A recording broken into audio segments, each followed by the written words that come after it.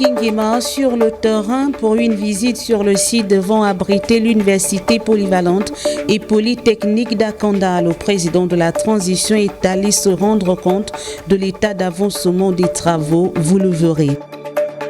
Le communiqué 0067 fait couler encre et salive. Le CTRI exige la fin de la propagande du nom et du visage du chef de l'État dans les cérémonies.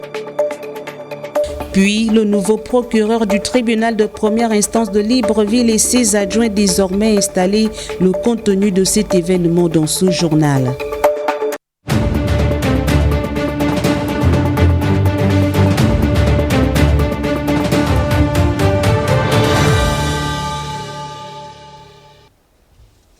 Ravi de vous retrouver, Madame, Messieurs. Bienvenue à tous. Je vous le disais au sommaire, le président de la transition a effectué une visite de terrain sur le site devant abriter l'université polyvalente et polytechnique d'Akanda. Il voulait lui-même toucher du doigt l'état d'avancement des travaux de cette université. Armand Mopende, Priska Moboula, reportage. Le suivi des chantiers de manière rigoureuse, c'est dans cette dynamique que s'inscrit la visite d'inspection des travaux de l'université polytechnique et polyvalente d'Akanda. Le chef de l'État, le général Brice Clotaire Oligui Nguema, est venu évaluer l'avancement du gros œuvre et donner un coup d'accélérateur à ce projet qui a vu la pose de la première pierre en 2008. Ce programme est commencé depuis de nombreuses années, a subi beaucoup de modifications. Au début, c'était une école d'hôtellerie, c'est passé en Suisse dans les sens de l'éducation. Et aujourd'hui, ça sera une université polytechnique polyvalente.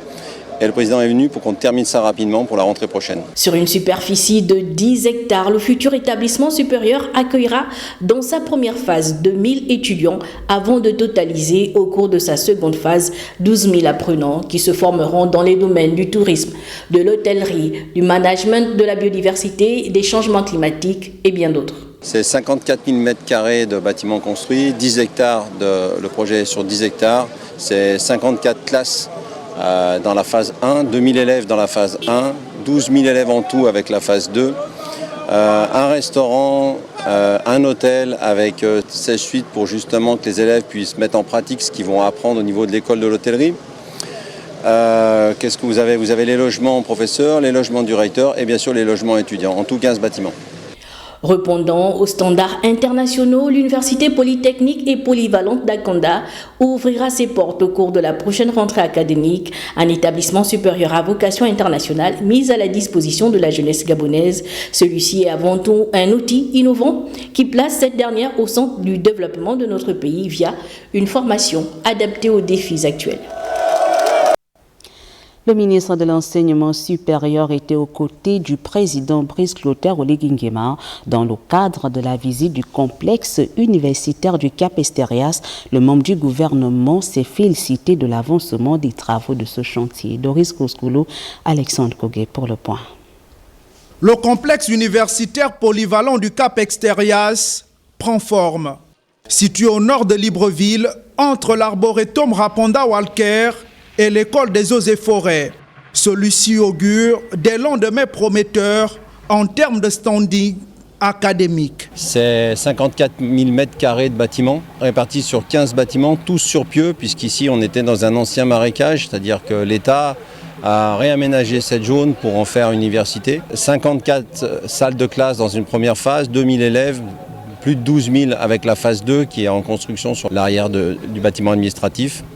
Un hôtel indépendant qui permettra aux élèves formés à l'école d'hôtellerie de justement pouvoir tout de suite mettre en application ce qu'ils auront appris. Le patron de l'enseignement supérieur au Gabon exprime sa satisfaction suite à cette visite de chantier du chef de l'État. Il faut que les travaux de cette université s'achèvent et qu'elle soit rendue disponible aux Gabonais, aux jeunes Gabonais. Et c'est la décision que le président a prise ce jour en visitant ce chantier. Comme on peut le constater, que c'est un chantier qui a duré, mais le président a tenu à nous rappeler que ce chantier doit terminer. Lancé en 2008, la livraison prochaine de cet édifice d'enseignement supérieur permettra d'accueillir plusieurs filières de formation pour les étudiants et une kyrielle de résidences universitaires, ce qui va sans aucun doute renforcer les structures d'accueil d'une part et désengorger d'autre part la mère des universités du Gabon, l'UOB. Allons à la primature où le Premier ministre de la Transition, Raymond Donsima, a dévisé avec une délégation de la Commission des crédits du Sénat américain conduite par les spécialistes des affaires africaines du département de recherche du Congrès américain. Compte rendu, Balbino Tsamova. Le renforcement de la coopération bilatérale, le suivi de la visite du président de la transition, président de la République, le général de brigade Brice Clotaire Oligui Nguema à Washington, en début de ce mois, séjour au cours duquel le numéro 1 gabonais avait pris part à la table ronde des chefs d'entreprise USA Gabon, a constitué la trame des échanges entre une délégation de la Commission des crédits du Sénat américain et le Premier ministre, chef de gouvernement de la transition, Raymond Donsima. Le Gabon a beaucoup de ressources minières et je pense que ça c'est un secteur qui va intéresser des investisseurs américains. Mais surtout c'est un processus d'établir ici, de vendre comment faire le business au Gabon. Beaucoup des investisseurs américains connaissent mal le pays et justement la table ronde de chambre commerce américaine dans laquelle le président Oligui Nguema a pu participer, c'était une bonne occasion de faire savoir aux investisseurs américains les opportunités économiques qui existent ici. La délégation a par ailleurs échangé avec le patron du gouvernement sur la situation politique et économique de notre pays. Le Premier ministre a partagé là où nous sommes dans la transition ici et nous a expliqué le chemin devant le pays pour le référendum pour la Constitution et les 3 élections qu'il va avoir après pour le président, pour le Parlement et les élections locales. Donc il nous a fait une bonne exposé sur le processus de transition et il a encouragé les États-Unis de augmenter le niveau d'investissement dans le pays. À travers un processus de vente, les Américains souhaitent continuer à investir au Gabon dans les secteurs miniers et bien d'autres. Venons-en au dossier de ce journal. Vous le savez, le communiqué 067 fait couler beaucoup d'encre et de salive. Le CTRI veut mettre fin à la propagande faite autour du nom du chef de l'État. Kaboué Guilin Lemami revient justement sur cette annonce. On regarde. Le comité pour la transition et la restauration des institutions tient comme à l'accoutumée son communiqué. Il s'agit du communiqué 067, lequel fait suite à l'utilisation abusive de l'image du président de la transition par certains politiques et autres regroupements ou associations. Un fait de plus qui nous ramène à la communication du CTRI du 15 mars 2024. Dans son communiqué numéro 050 du 15 mars 2024, le Comité pour la transition et la restauration des institutions, CTRI, avait condamné l'utilisation abusive, sinon malveillante, de l'image de son Excellence, le général de brigade, Brice Clotaire Oligui Nguema. Le Comité pour la transition et la restauration des institutions condamne donc, à travers ce communiqué, les activistes, associations qui se disent être des soutiens pour le CTRI en appelant à voter le oui lors du référendum à venir. Le CTRI constate, pour le déplorer, l'activisme de certaines formations politiques et associations de tout genre, affirmant soutenir le CTRI, utilisant à tort et à travers l'image du chef de l'État ou appelant à voter le oui, alors même que la campagne référendaire n'est pas ouverte. À la veille d'un événement aussi historique pour notre pays, le Comité pour la transition et la restauration des institutions appelle à chaque acteur de la société à rester attaché à la transparence et à cultiver l'esprit d'un véritable débat démocratique lors de l'ouverture de la campagne référendaire. L'intégrité du processus démocratique en cours, autant que le processus de restauration des institutions, ne saurait être entaché par des pratiques d'un autre temps. En termes clairs, seul le citoyen gabonais a le libre arbitre de voter oui ou non pendant le référendum sans être influencé par qui que ce soit. Et ce communiqué 067 du CTRI vient mettre à nu tous ces mouvements associatifs qui ont érigé le président de la transition comme label en pleine transition. Comment expliquer le nombre croissant des associations? Qu'est-ce qui se cache derrière tous ces mouvements? Qu'est-ce qui justifie le changement d'idéologie de certains partis politiques? Tentative de réponse avec Léa Bifan, Francis Banja. Le comité pour la transition et la restauration des institutions sonne le glas de l'exploitation à tout vent de l'image du président de la transition. La création d'un nombre croissant des mouvements associatifs semble aujourd'hui caractériser la transition dans notre pays. Pas un jour sans voir une association, ONG ou groupe naître. D'ailleurs, les week-ends à Libreville sont désormais rythmés par la sortie et les activités de ces mouvements. La réalité est telle que ces structures sont unies par un dominateur commun, soutenir et défendre les intérêts du chef de l'État et le CTRI. Un objectif devenu mitigé au regard de la floraison des associations, sans compter les dépenses que cela engage. Mais derrière cet essor associatif se cachent des mentors et des sponsors qui tirent des ficelles au profit de la préservation de leurs intérêts. La rapidité à laquelle ces mouvements se mettent en place interpelle sur le processus de création des associations au Gabon. Surtout que la plupart ont des sièges logés dans les mallettes, voire inexistants. Ambition clairement dévoilée, ces mouvements au même titre que certains partis politiques qui ont renoncé à leur idéologie ont pris de l'avance sur le gouvernement pour lancer les hostilités du référendum. Les appels incessants au oui à la Constitution sont légion, les règles à la matière sont bafouées, seule l'action de chacun compte.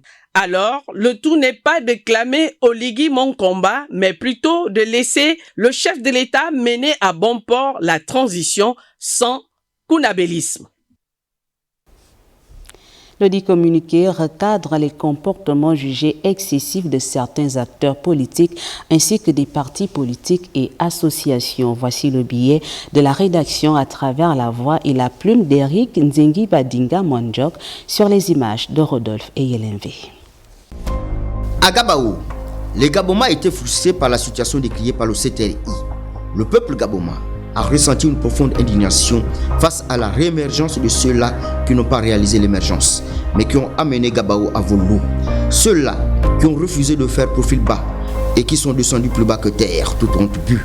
Après tout, ils sont nés avant la honte. Le peuple qui a tant aspiré au changement s'est senti trahi, déçu par cette arrogance affichée par ceux-là qui l'ont malmené. La réalité actuelle souligne un décalage entre les attentes du peuple et la réalité sur le terrain.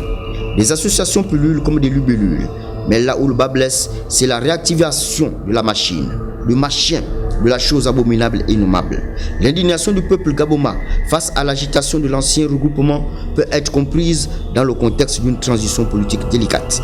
Après avoir été invincés, il est naturel que les membres de cette entité cherchent à maintenir une certaine influence, mais cela est perçu comme un manque de respect envers la volonté populaire et les changements en cours, puisque la transition est toujours en cours de téléchargement et leur apparition intempestive bug le processus. Cette machine, cette organisation semble se comporter comme si elle était toujours en position de pouvoir. L'activisme des partis politiques et associations pour voter oui au référendum avant même le début de la campagne peut refléter une stratégie politique visant à mobiliser les partisans et à créer un climat favorable à leurs idées. Cela peut également être perçu comme une tentative de contrôler le discours public et d'influencer l'opinion avant que le débat ne soit pleinement engagé. Dans l'ensemble, ce dynamique souligne les tensions qui existent souvent dans les périodes de transition politique où les anciens pouvoirs tentent de s'accrocher à leur influence, tandis que la population aspire à un changement réel et significatif. Population déçue par cette arrogance affichée et l'impunité ressentie des anciens dirigeants, qui peut ressentir une profonde frustration qui pourrait entraîner des hésitations devant les urnes. Voici qui éclaire toute autre chose à présent. Les acteurs de la société civile réunis au sein du COPIL citoyen ont animé une conférence de presse au cours de laquelle plusieurs points faisant état de l'actualité politique et sociale dans notre pays ont été abordés. Dave Moubele-Pendi, Ludovic Bitégué nous font le point. La société civile, par le biais du COPIL citoyen, s'est fait entendre. J'invite chaque Gabonais, au lieu de se plaindre et de crier, pleurer tous les jours, à démontrer leur patriotisme, que chaque Gabonais adopte d'abord dans sa famille cette attitude. Ce n'est pas la peine d'accepter une attitude corrompue dans vos familles et venir crier « mais les militaires font quoi ?» ainsi de suite, ainsi de suite. Nous-mêmes, nous faisons d'abord quoi dans nos propres familles pour que les choses changent. Considérant sa ligne directrice d'éveilleur de conscience, Geoffroy Fumboula rappelle à tous de demeurer vigilants. Je pense que l'existence du PDG est nécessaire, c'est un mal nécessaire. Je m'explique. Les militaires ont joué leur rôle, ils n'ont peut-être pas fait tomber le système comme on le voulait, mais nul ici ne peut dire qu'ils n'ont pas fragilisé le système, qu'on le veuille ou pas.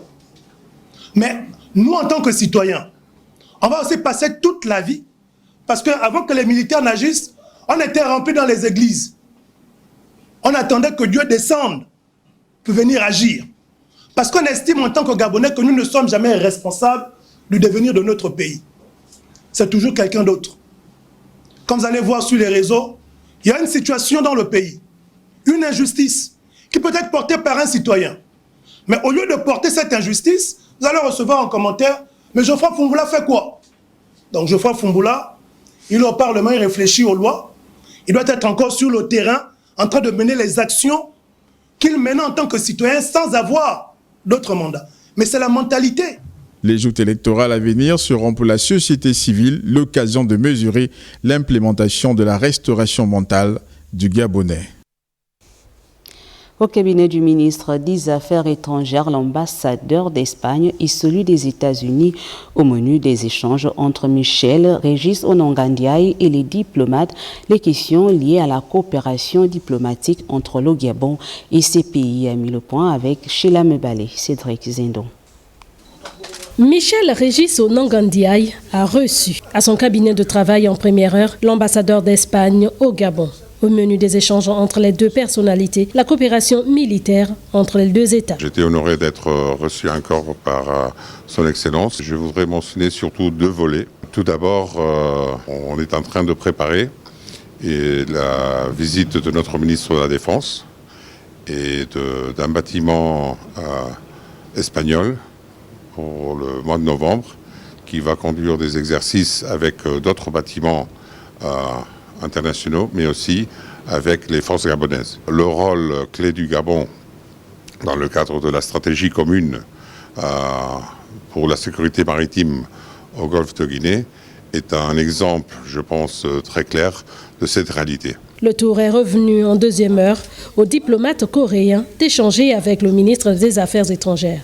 Michel Régis Onangandiaï et Shin Song-boom ont abordé plusieurs questions liées à la coopération bilatérale entre le Gabon et la Corée. C'était une excellente opportunité pour lui assurer que la Corée est prête à partager nos expériences, nos savoir-faire en termes de développement économique ainsi que le processus politique de démocratisation. C'est la Corée, en tant qu'un pays qui est né des cendres de la guerre, est devenu un pays principal économique et mondial, ainsi que le modèle démocratie. Ces différentes rencontres entre le patron de la diplomatie gabonaise et les diplomates coréens et espagnols démontrent à suffisance que l'axe Libreville-Madrid et Libreville-Séoul se portent à merveille.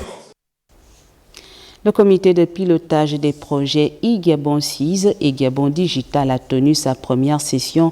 Il s'est agi pour cette instance gouvernementale d'examiner l'avancement de ces projets ainsi que les plans de passation de marché de ces derniers. C'est le ministre de l'économie numérique qui a présidé les travaux de la dite session. Fernand Zanvé, Syria Caris, reportage. Les projets e-Gabonsis et Gabon Digital mis en place le 14 mars 2024 sur l'arrêté numéro 0061/PM avec pour objectif coordonner, superviser et veiller à l'harmonisation des efforts visant à la transformation numérique de l'administration publique était au cœur des échanges de cette première session du COPIL. Aujourd'hui, le gouvernement de la transition oriente davantage les politiques publiques vers le développement d'une croissance durable et l'amélioration des indicateurs sociaux. Avec l'obtention d'un prêt auprès de la Banque mondiale d'une valeur de 44 milliards de francs CFA pour le financement du programme Gabon Digital, le Gabon vient de franchir un cap dans la transformation digitale de notre pays. Le directeur de l'Agence nationale des infrastructures numériques et des fréquences, par ailleurs président du comité technique, revient de façon pratique sur l'impact de ces projets du digital. Gabon Digital, c'est pour la transformation digitale, l'amélioration technologique de la République gabonaise, mais c'est aussi pour l'amélioration des actes administratifs, la transparence et le bien-être de la population. Le ministre de l'économie numérique a annoncé le lancement dans un proche avenir du projet novateur Gabon Digital. Vous savez que nous on aime la méthode, la maxime suivante, un chef, une méthode, obligation de résultat. Je pense que ça va aller très vite. Et je venais également d'annoncer que la date du 7 novembre, date retenue pour le lancement officiel du projet Gabon Digital par le Premier ministre chef du gouvernement. Le pilier numérique du plan national de développement transition 2024-2026 met l'accent sur l'économie numérique pour diversifier l'économie et promouvoir l'inclusion sociale. Le ministre en charge des sports a eu une séance de travail avec le président de la Fédération gabonaise de basketball et les responsables de Mwanda Basketball, vainqueur de la Coupe du Gabon chez les mineurs. Le contenu de cette rencontre dans ce reportage de Charles Goula et d'Eric Kassa. Mwanda Basketball et Nzangayon Basketball, vainqueurs respectivement de la Coupe du Gabon chez les hommes et chez les dames, vont participer au championnat d'Afrique zone 4 à Yaoundé au Cameroun. Cela grâce à l'implication du ministre en charge des sports. J'avais perdu tout espoir. Nous avons eu une très belle séance de travail. Le ministre des Sports, de par son engagement, de par son amour pour le basketball, vient de nous réaffirmer son engagement à accompagner les clubs. Mwanda Basket prendra part et partiront bel et bien le vendredi. En cela que notre équipe de basket féminine dans Young Basketball Association va participer effectivement à la Coupe d'Afrique zone 4. Le ministre vient de nous gratifier de sa généreuse contribution à ce rendez-vous sportif. Malgré les difficultés financières que vivent la tutelle et l'article 33 qui spécifie l'accompagnement du ministère des Sports uniquement aux fédérations sportives, le docteur André Jacogan a permis à ces deux associations sportives de pouvoir être transportées, hébergées et restaurées grâce à cet accompagnement. Je tenais au nom de la Fédération gabonaise de basketball à remercier Monsieur le ministre des Sports qui a bien voulu accompagner les clubs de Mwanda Basketball et Nzengayon Basketball. Et c'est un geste qui cadre parfaitement avec la volonté des plus hautes autorités, en tête desquelles le président de la République, président de la transition, chef de l'État, à faire en sorte que le sport se joue et à faire en sorte que la concorde résonne sur la scène internationale. J'ai bien réitéré à ces deux présidents que j'avais promis que ces deux clubs devaient partir et que le ministère devait les accompagner. Je peux confirmer ici que ça va se faire et ils vont partir également défendre les couleurs de notre pays. Du 27 octobre au 1er novembre 2024, le Gabon va, après plusieurs absences, participer simultanément au championnat d'Afrique zone 4 chez les hommes et chez les dames. Parlons à présent de cette audience solennelle d'installation des procureurs de Libreville et des magistrats au tribunal de première instance de Libreville, ce en faveur du Conseil supérieur de la magistrature du 14 août dernier. Jean de Dieu, Goms Gombi, Jean de Dieu, Mambundu.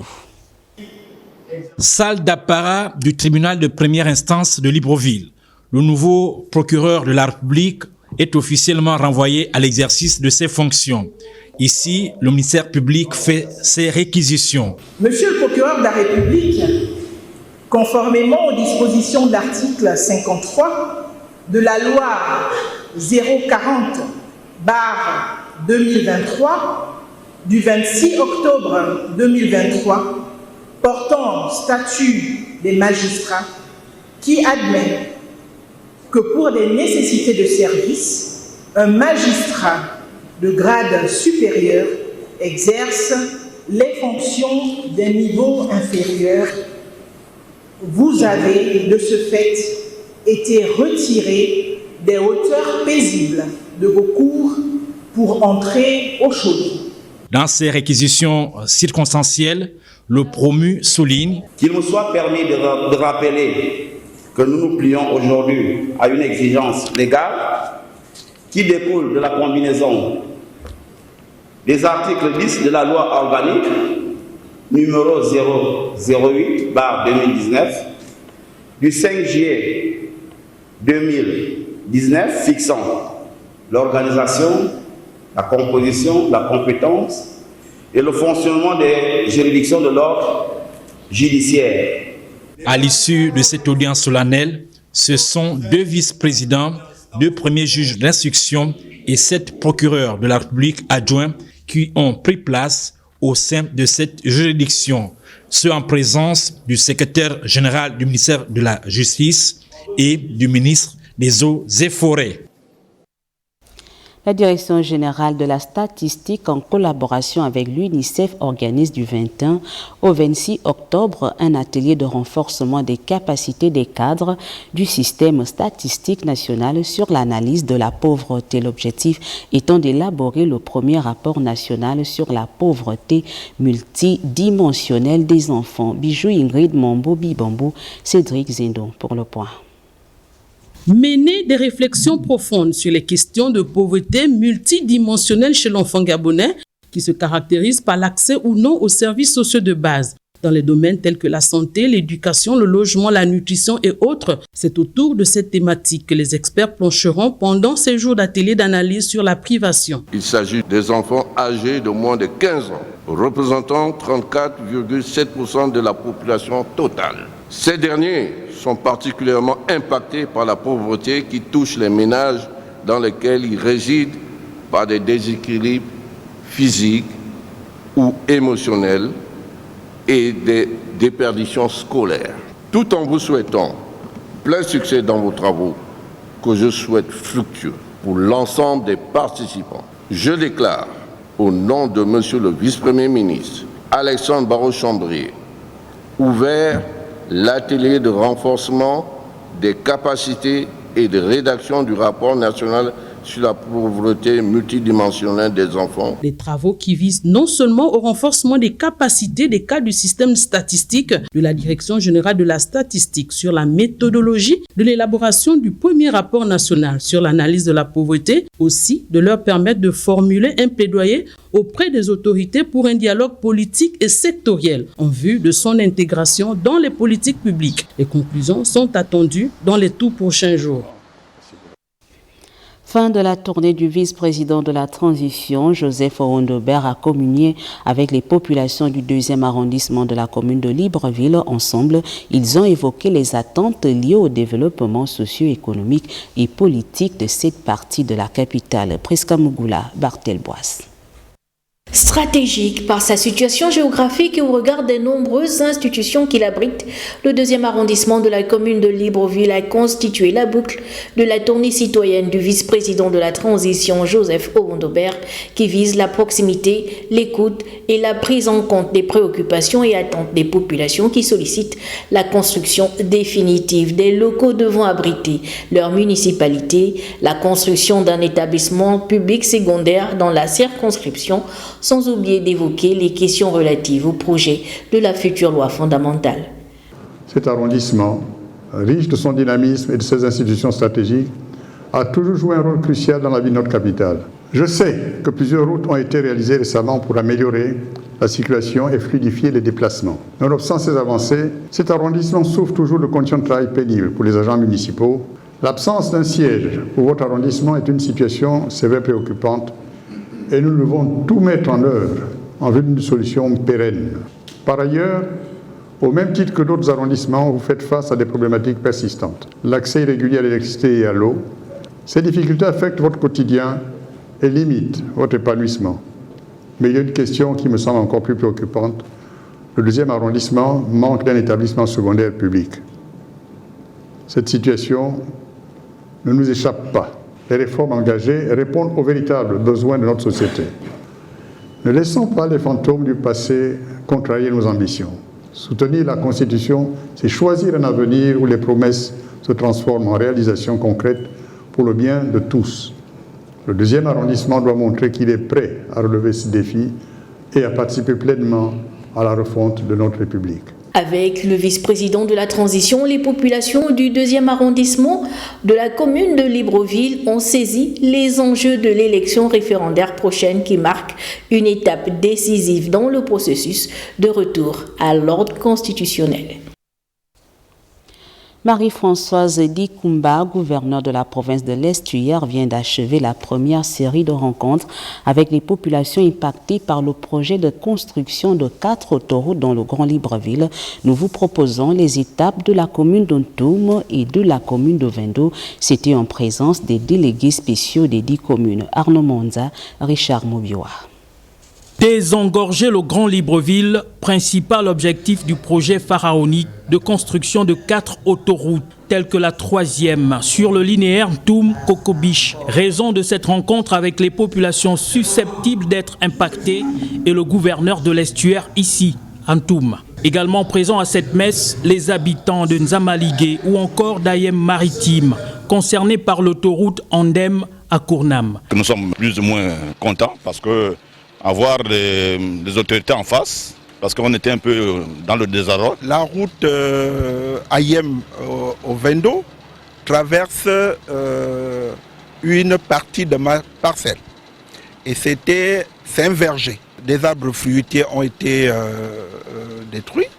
Et comme l'a dit Madame le gouverneur, il faudra attendre le passage des experts du ministère de l'Agriculture pour recenser les espèces qui ont été détruites en vue du dédommagement. Même son de cloche dans la commune d'Ovendo, les habitants arrivés en masse s'imprègnent de ces travaux de droit commun présentés ici par les entreprises Ebomaf et AOM, greffés aux assurances du gouverneur de province. Quant aux populations qui seront impactées, non sans adresser une mise en garde aux associations agricoles fictives. Lorsqu'il y a des projets d'envergure comme c'est le cas, des citoyens mal intentionnés se réservent souvent le droit de s'organiser en association, en coopérative, pour inventer des plantations fictives et donc pour se faire passer pour des personnes impactées alors qu'en réalité elles ne le sont pas. Des sanctions seront prises contre toutes les personnes qui s'adonneront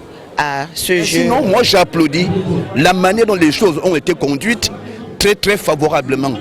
Et moi je vous dis, je vous assure qu'on ne peut pas préparer l'omelette sans casser les œufs. Les populations ont dit bien accueillir les équipes d'enquête parcellaires pour être fixées sur leur cas dans les tout prochains jours avant l'étape du plan d'action de relogement. Journée porte ouverte de la première école d'enseignement supérieur spécialisée dans l'aviation civile au Gabon. L'objectif est de permettre à la population de découvrir les différentes offres de formation de cette université. Ingrid Bijou-Mombo-Bibambo pour les détails.